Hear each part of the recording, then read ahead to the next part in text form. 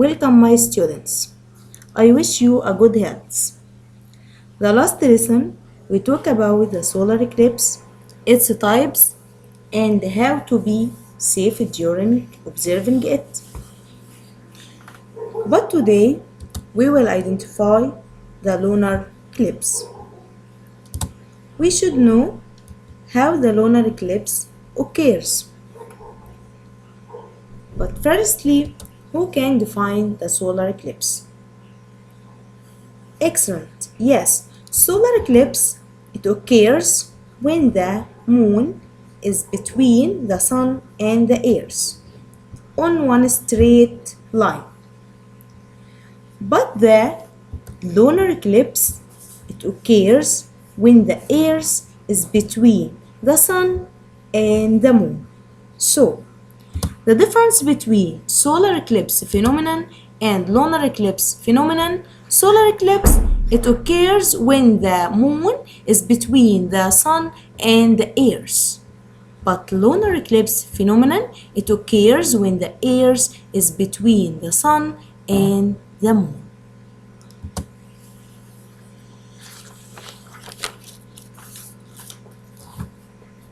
To know how the lunar eclipse phenomenon occurs, we should know that during rotation the earth around the sun, it stands between the sun and the moon. And we know the moon takes its light from the sun.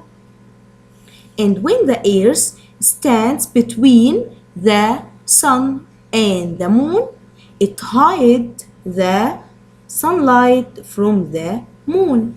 So the lunar eclipse phenomenon occurs. Okay, now who can define lunar eclipse phenomenon?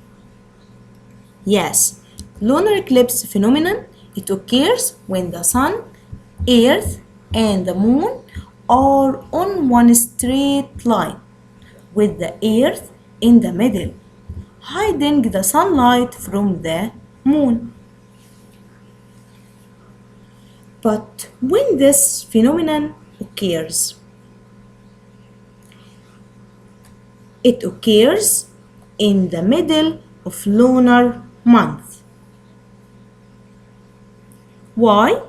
Because in the middle of lunar month, the earth is between the sun and the moon. So the lunar eclipse occurs in this lunar month.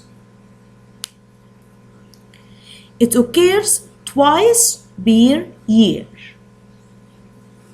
and it lasts for 1 hour or 2 hours.